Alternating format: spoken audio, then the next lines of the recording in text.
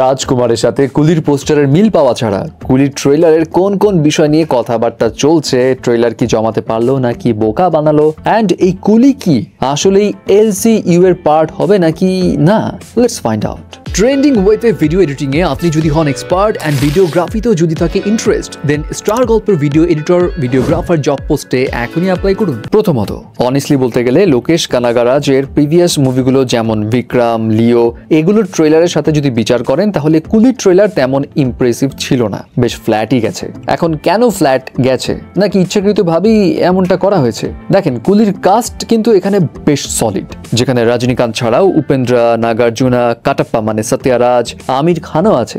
And এদের মধ্যে না নাগার্জুনা এবং আমির খানের ক্যারেক্টারাইজেশনটাই ইন্টারেস্টিং লেগেছে, বিকজ নাগার্জুনাকে মোস্ট প্রবাবলি ভিলেন শেডসে দেখা যাবে, অ্যান্ড ট্রেলারের একটা পার্টিকুলার সিনে তার অ্যাটিটিউড দেখে রোলেক্সের কথা মনে পড়ে যায়। মানে নাগার্জুনার ক্যারেক্টারটা ওই লেভেলের হয়তো ক্র্যাক হবে আর কি। আর আমির খানের ডাহা ক্যারেক্টারকে এখানে দেখা যায় স্যান্ডো গেঞ্জি এবং হাফ প্যান্ট পরে স্টান্টবাজি করতে। তার ক্যারেক্টারটা মাস লেভেলের আপিল দিচ্ছে, বিকজ আমির খানকে এরকম মাসি রোলে দেখাই যায় না, যদিও খুব অল্প সময় তাকে এখানে দেখানো হয়েছে।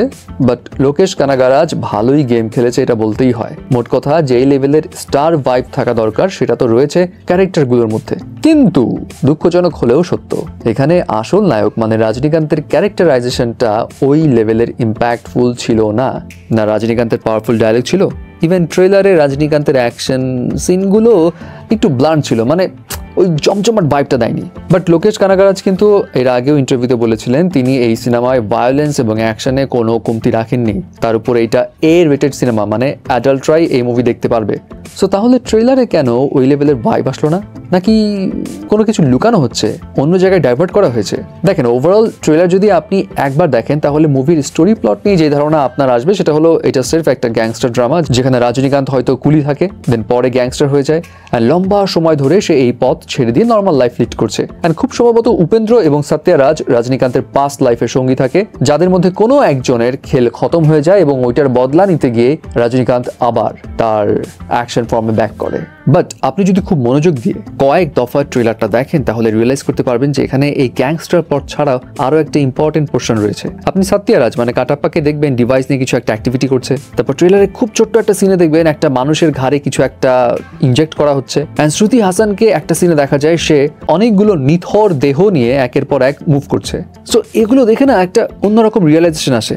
তখন মনে হয় যে এখানে কি আসলে মানুষের উপর কোনো একটা এক্সপেরিমেন্টেশনেরও প্লট আছে? কিন্তু সেই এক্সপেরিমেন্টটা কি, এটা মানুষের উপর কি প্রভাব ফেলতে সক্ষম, এটা কেন ডেভেলপ করা হচ্ছে, এটার উত্তর তো সিনেমা দেখলেই পাওয়া যাবে। এবার আসি এটা এলসিইউ এর পার্ট কিনা।